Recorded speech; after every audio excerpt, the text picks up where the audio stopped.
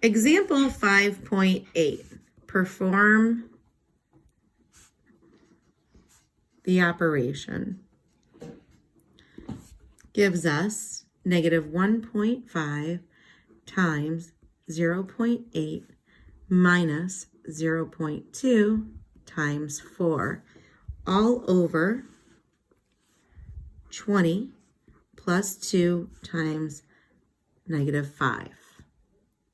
If you remember from chapter 2, each line, either the numerator or the denominator, you should treat like they were in parentheses and do them separately.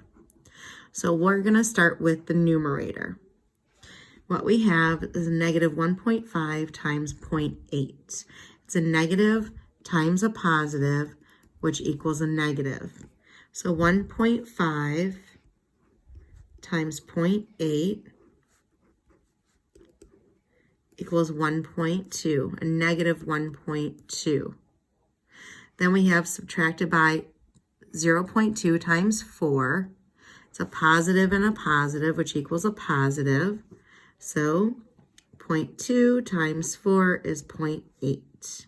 So our numerator is going to be a negative 1.2 minus 0.8.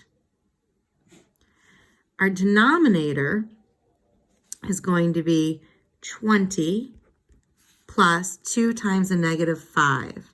A positive times a negative equals a negative. So 2 times 5 is 10.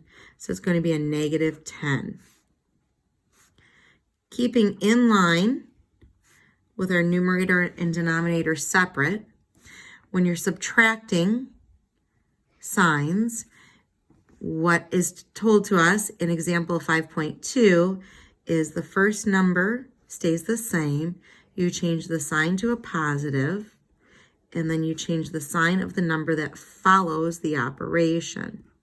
So now we're adding like signs, which is going to be a negative 1.2 plus a negative 0.8, which is negative 2. Here we have a positive and a negative next to each other when you're adding or subtracting, which equals a negative. So we have 20 minus 10, which equals 10. Now, a negative divided by a positive is going to equal a negative. And we also have to remember to reduce. Since they're both even, we'll reduce by 2 for both of them. And it equals negative 1 over 5.